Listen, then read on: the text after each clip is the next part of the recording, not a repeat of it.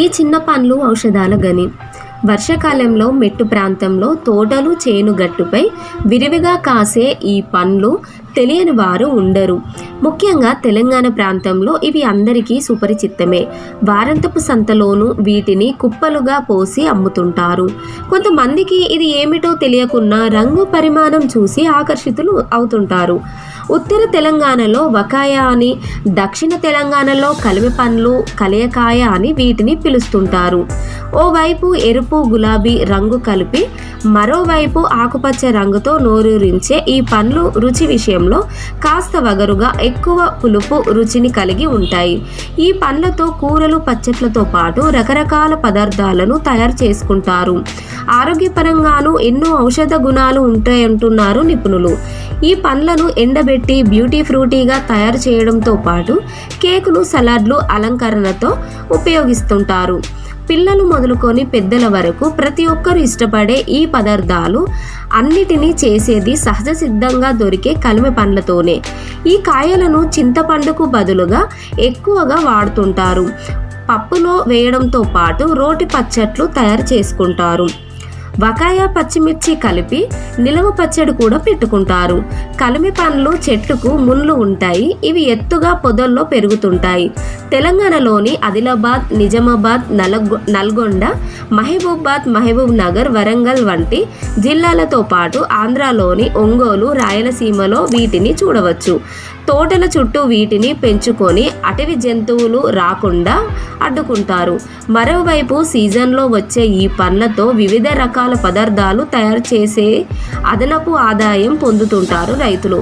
వరంగల్ జిల్లా రాయపర్తి మండలంలోని ఊకల్ గ్రామంలో కేసని వెంకట్రెడ్డి తన 20 ఎకరాల మామిడి తోట చుట్టూ ఈ కలిమి పండ్లు మొక్కలను నాటించారు. అతని అనుభవాలపై అందిస్తోంది మన ఛానల్. కేసని వెంకట్రెడ్డి, నాకు 20 ఎకరాల మామిడి తోట ఉన్నది. దాని రక్షణ కొరకు మహబాద్ నుంచి తీసుకొచ్చి పెడితే అది ఖమ్మం మార్కెట్లో కలిమకాయ అంటారు దాన్ని. అయితే మార్కెట్ పోవాలంటే చాలా ఇప్పుడు లేబర్ ప్రాబ్లం ఉన్నది కాబట్టి ఫ్రీగా ఇస్తాను అందరికి, తెంపుకోబోతారు. కాబట్టి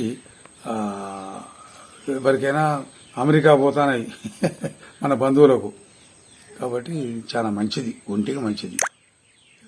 ఎవరైనా సాధొచ్చు వీటిని. నేను మహబాద్ గవర్నమెంట్ దాని నుంచి నర్సరీ నుంచి తీసుకొచ్చిన. అప్పుడు ఎంత 20 ఏళ్ల కింద దాదాపు 6 రూపాయలు అప్పుడు ఉండే. ఇప్పుడు ఎంత ఉందో కానీ అప్పుడు అట్లుండే.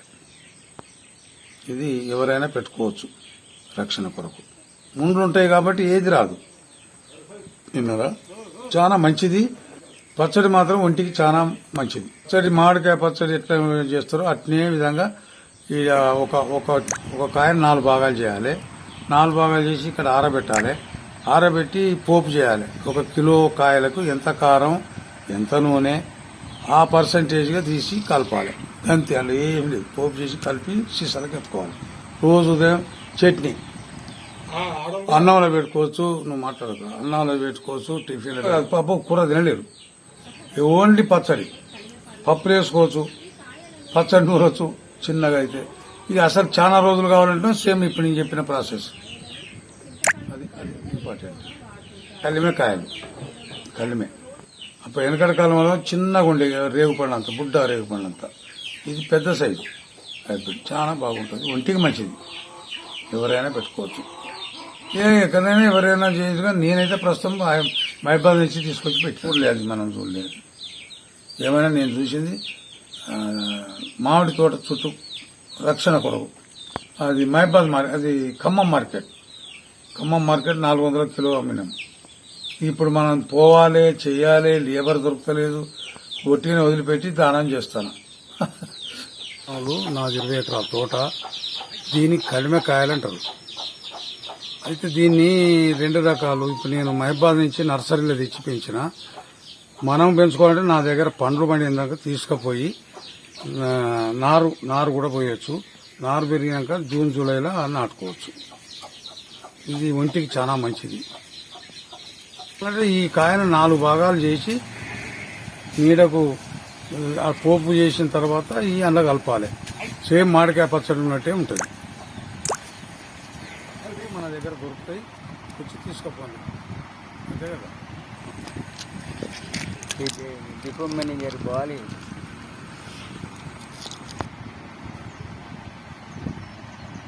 ఒకవేళ మీకు మన ఛానల్లో వచ్చే వీడియోలు నచ్చితే సబ్స్క్రైబ్ చేయండి, లైక్ చేయండి, షేర్ చేయండి, బెల్ బటన్ క్లిక్ చేయండి. మన ఛానల్లో వచ్చే మరిన్ని వీడియోలు వీక్షించండి.